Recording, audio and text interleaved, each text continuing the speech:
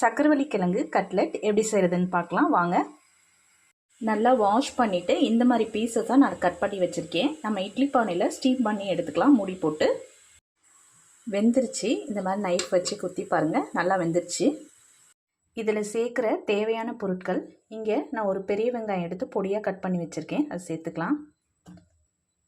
இஞ்சி ஒரு துண்டு, ஒரு 3 பூண்டு பல், பச்சை மிளகாய் 1 எல்லாமே நான் துருவி வச்சுருக்கேன். இதையும் ஆட் பண்ணிக்கலாம்.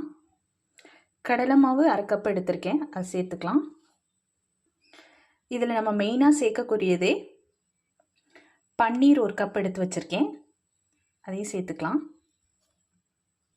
பன்னீர் சேர்க்கலைன்னா நீங்கள் வெஜிடபிள்ஸ் கூட ஆட் பண்ணிக்கலாம். முட்டைக்கோஸ், கேரட் சேர்த்துக்கலாம்.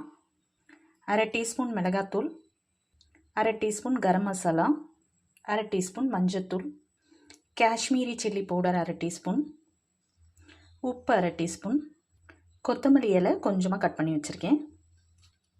இப்போ எல்லாமே நம்ம கலந்துக்கலாம். தண்ணி தெளித்து இந்த மாதிரி கலந்து வச்சுக்கிங்க. அதிகமாக தண்ணி சேர்த்துறாதீங்க, திக்காக அந்த மாதிரி வச்சுக்கிங்க.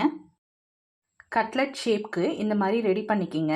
பிளேட்டில் வந்து லைட்டாக எண்ணெய் அப்ளை பண்ணிக்கிங்க, அப்போ தான் ஒட்டாமல் எடுக்க முடியும். தோசை பேனில் நம்ம எடுத்து வச்சுருந்த கட்லெட்டெல்லாம் சேர்த்துருக்கேன். 1/2 டீஸ்பூன் நம்ம எண்ணெய் ஊற்றிக்கலாம். ஒரு சைடு வெந்தோன்னே திருப்பி போட்டுருங்க. பன்னீர் பிடிக்காதவங்க கூட இந்த மாதிரி கிழங்குல மிக்ஸ் பண்ணி செஞ்சிங்கன்னா அந்த நம்ம சேர்த்துருக்கோன்றதே தெரியாது, ரொம்ப டேஸ்ட்டாகவும் இருக்கும். ஒரு சைடு வெந்ததை நான் இப்போ திருப்பி போட்டிருக்கேன். எண்ணெய் திரும்ப 1 டீஸ்பூன் ஊற்றிருக்கேன். நம்ம வெந்தோன்னு எடுத்துக்கலாம். அருமையான ஸ்வீட் பொட்டேட்டோ பன்னீர் கட்லெட் ரெடி ஆயிடுச்சு. நான் இங்கே தயிர் வச்சுருக்கேன். க்ரீன் சட்னி கூட நல்லாயிருக்கும். ஹெல்த்தியாக வெயிட் லாஸ் பண்ணணும்னு நினைக்கிறவங்க இந்த ரெசிபியை ட்ரை பண்ணுங்கள். குழந்தைங்களுக்குமே பிரேக்ஃபாஸ்ட்டாக இதை ட்ரை பண்ணலாம், ஃபில்லிங்காக இருக்கும்.